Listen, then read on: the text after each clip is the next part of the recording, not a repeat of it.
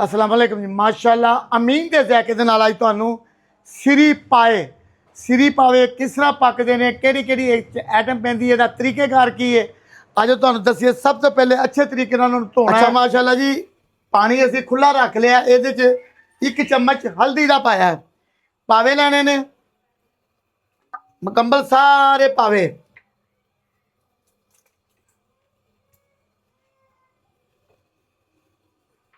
जुबान साबत खद्दां दे 2-2 हिस्से।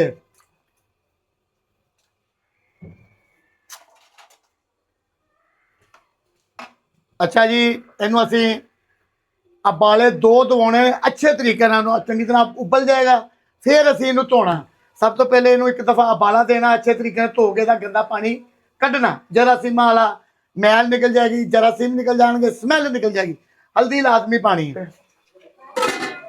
अच्छा जी माशाल्लाह, देखें अच्छे तरीके नाल 5 तो 7-10 मिनट असी इनू पका लिया। इहदा हुण असी करना कि पानी रोड़ना। इस साइड से साढ़े को 100 ग्राम लसन, 10 ग्राम अदरक, पाइया के करीब प्याज, 1 चम्मच लाल मिर्च, 1 चम्मच हल्दी का, 6 तो 7 हरियां इलायचियां, 1 चम्मच गरम मसाले का, 1 चम्मच सुके धनिए का, चंद दाने कलवंजी के, अद्धा चम्मच जवैन का। अच्छा जी, पतीला लाने असी थल्ले, इन्हूं अच्छे तरीके नाल साफ करने जी। पानी गंदा रोड़ देना। गर्म पानी फिर पावांगे, एक बारी गर्म पानी पा के फिर असी इनू पूरा प्रोसीजर दस रहे हैं जी। अल्लाह खैर। बर्तन असी अच्छे तरीके नाल धो लिया। पावियां की देखें सफाई हो गई, मसाला आ गया, पूरा प्रोसीजर दस रहे। सब तो पहले असी घट तो घट इहदे च 1 पाइया के करीब घ्यो पाना है। अज तुहानूं एक हट के रेसिपी दसांगे, बहुत मज़ेदार बनती है, बहुत सुथरी बनती है। अच्छा जी, अग असी बाल दी, घ्यो पाता है, ठीक हो गया। अच्छा जी, बिस्मिल्लाह। पावे असी इस तरह जोड़ांगे। असल च बकरा काला होवे ना जी, उसकी खल काली होंदी है, लिहाजा कोई ऐसी गल नहीं। एक सफेद बकरा, वाइट बकरा, तो वो पावे वाइट होंदे ने। सब तो पहले जी असी पावे थल्ले लाने ने। उहदे उपर यह साडी खद आ गई।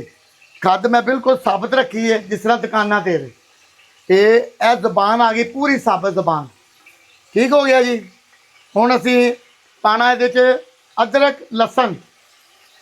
लसन आ गया जी, प्याज आ गया जी,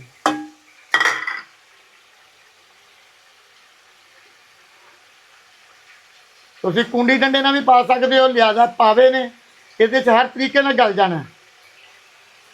अच्छा जी, माशाल्लाह सारे मसाले, इलायची, गरम मसाला, हल्दी, नमक, मिर्च, जवैन, कलवंजी।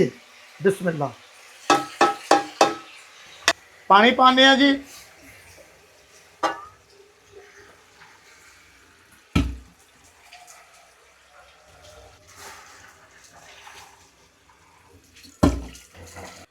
अच्छा जी, इनू असी उबाला आना ना, आटा लैना, ये पूरी रात पकने ने। अज कुकर नहीं लाना, असी कुकर लाने की जरूरत नहीं। पूरी रात एक उबाला आएगा, इनू आटा ला के दम लावांगे। पूरी रात आस्ता अग, स्लो अग ते पावे तैयार होणगे। पावे जदों आटा लावांगे तुहानूं भी वीडियो दिखाने इस तरीके नाल आटा लैना। तुसीं आटा ना भी लाओ, वजन रख सकते हो, मगर ये नाल एक चीज़ है कि तुहाडा कुकर का काम करेगा। अच्छा जी, ये 2 तरीके कार है।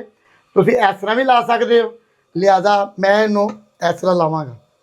यह भी एक तरीका है।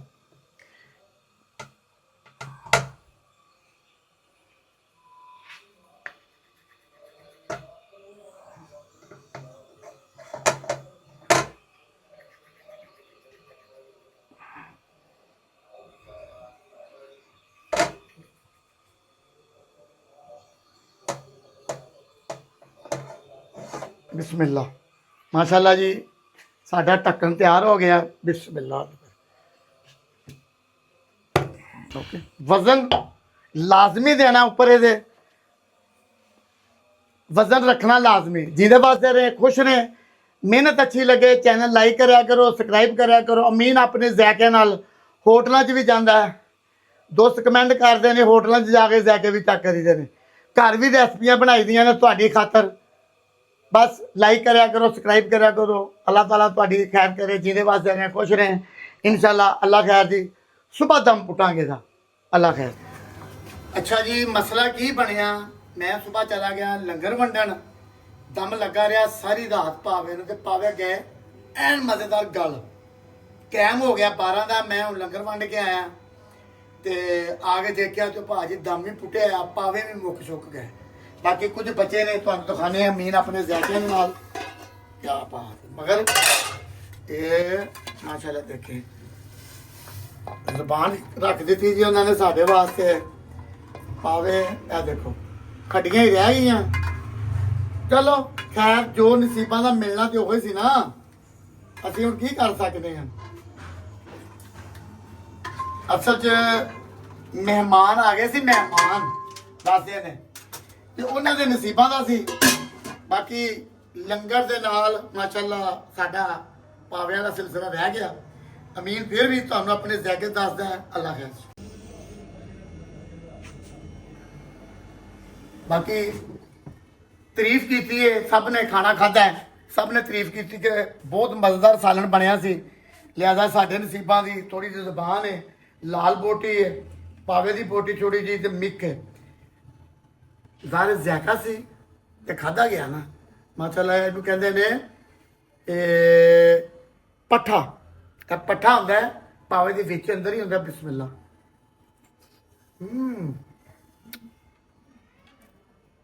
ਵਾਕਈ ਜਿਸ ਤਰ੍ਹਾਂ ਮਿੱਕ। क्या बात है। जिंदे वास्ते रहे, खुश रहे। लाल बोटी बिस्मिल्लाह। चैनल लाइक करया करो, सब्सक्राइब करया करो। जो भी अमीन दे जाके कर रहा, कादे वास्ते कर रहा, आजो तुहानू वो भी दसीए। यह एक सिलसिला जिहड़ा अरसा 7 साल तो चल रहा। चंद असीं दोस्त हां जिहड़े रल मिल के हफ्ते दे विच 3 दिन लंगर पकाईदा है। हफ्ता इतवार पीर 3 दिन। राती हफ्ते का दिन सी ते पावे रखे सी। अज माशाअल्लाह इतवार हो गई है ते चनिया वाले चावल पका के वंड आए हैं।